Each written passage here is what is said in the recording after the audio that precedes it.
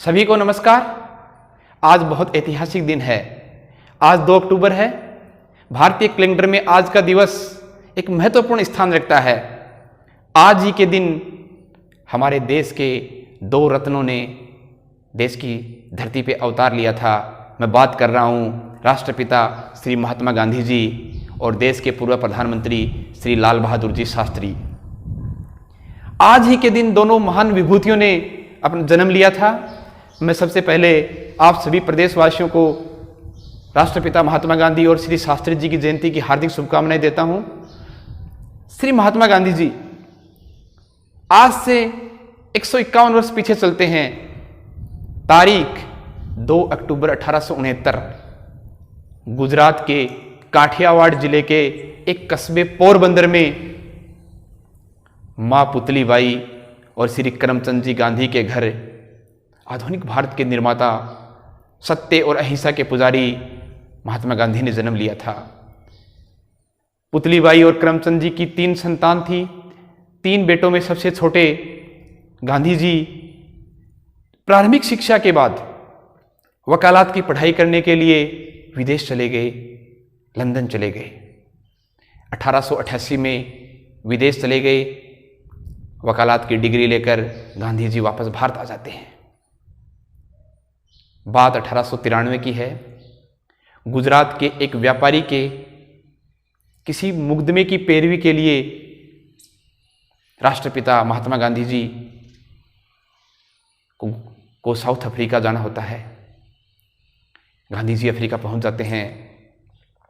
Gandhi ji Africa की राजधानी Pretoria की ओर प्रस्थान कर रहे थे। गांधी जी ट्रेन में बैठे थे। गांधी जी के पास फर्स्ट क्लास प्रथम श्रेणी की टिकट थी। ट्रेन गतिमान हो रही थी। अचानक टीटी आता है। गांधी जी की टिकट देखता है, गांधी जी की ओर देखता है और प्रथम श्रेणी की टिकट थी। प्रथम श्रेणी के डिब्बे में गांधी जी बैठे थे। टीटी का आदेश आता है, आप 3rd class ticket, 3rd class डिब्बे में, तृतीय श्रेणी के डिब्बे में जाके बैठिए। वकील साहब हतप्रभ हो गए। जब टिकट प्रथम श्रेणी की है तो तृतीय श्रेणी में क्यों जाके बैठूं? उस समय अफ्रीका में गोरे और कालों का भेद चरम पे था। गांधी जी ने विरोध किया और लोग आ गए। गांधी जी का सामान ट्रेन से बाहर फेंक दिया जाता है। गांधी जी को डिब्बे से उतार दिया जाता है। इस घटना ने गांधी जी को अंदर से झकझोर के रख दिया।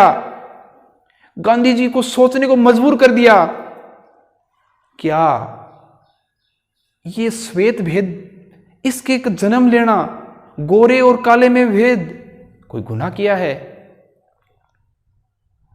गांधी जी ने उसी दिन प्रतिज्ञा ले ली, मैं गोरे और काले का भेद मिटा के रहूंगा। वहीं से एक युग की शुरुआत होती है। गांधी जी गए थे गुजरात के व्यापारी का मुकदमा लेके। क्या पता था अगले 20-21 वर्ष तुम्हें दक्षिण अफ्रीका में गुजारने पड़ेंगे। गांधी जी ने वहां खूब संघर्ष किया और 1915 में गांधी जी वापस भारत आ जाते हैं। यहां की सारी कल्चर गांधी जी के लिए नई थी। उन्होंने पूरे भारत में भ्रमण किया। यहाँ के लोकल लोगों की राय जानी, यहाँ के मुद्दे जाने, उन पे गहनता से अध्ययन किया, स्थानीय लोगों की राय ली। अपने राजनीतिक गुरु श्री गोपाल कृष्ण गोखले के सानिध्य में गांधी जी ने काफी स्टडी की हिंदुस्तान के बारे में। उसके बाद गांधी जी एक युग की शुरुआत करते हैं। 1915 में बिहार के चंपारण से नील किसान आंदोलन उस समय चरम पे था। गांधी जी ने उसकी अगुवाई की और वहीं से गांधी के आंदोलनों की शुरुआत हो जाती है। गांधी जी इसके बाद भारत में असहयोग आंदोलन, साबरमती से दांडी तक की यात्रा हो अपने अनुयायियों के साथ, नमक कानून तोड़ना हो, या फिर सबसे बड़ा आजादी के लिए किया गया अंतिम प्रयास, अंतिम सफल प्रयास भारत छोड़ो आंदोलन हो। न जाने कितने आंदोलन, छोटे मोटे आंदोलनों से लेके गांधी जी ने अपने संपूर्ण जीवन को देश की आजादी के लिए न्योछावर कर दिया। एक शब्द में कहूं तो भारतीय स्वतंत्रता आंदोलन के राजनीतिक और आध्यात्मिक नेता अगर गांधी जी को कहें तो इसमें कोई डाउट नहीं है, जिनका मूल मंत्र सत्य और अहिंसा था। राजा हरिश्चंद्र का एक नाटक था।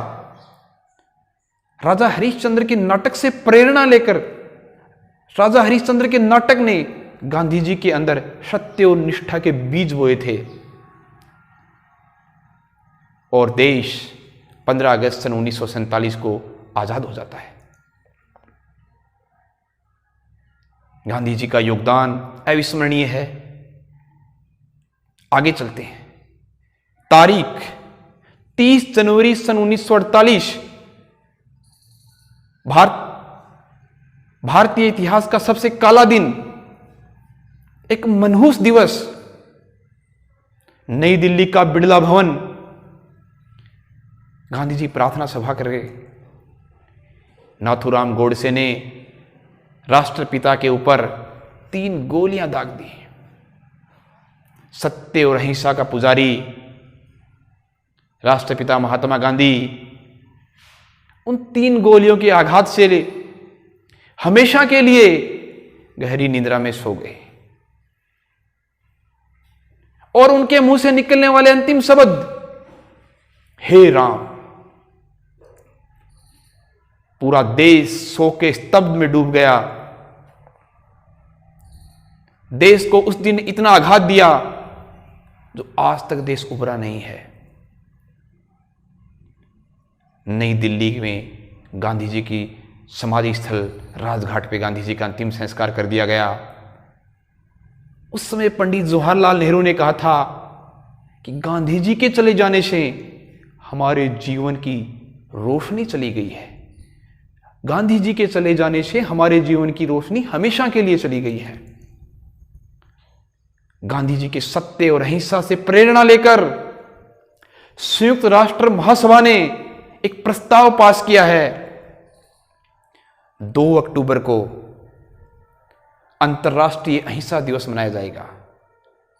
ऐसे थे हमारे राष्ट्रपिता महात्मा गांधी, जो आज हमारे बीच नहीं है, लेकिन उनकी प्रेरणा, उनके विचार आज भी हमारे अंदर जिंदा है।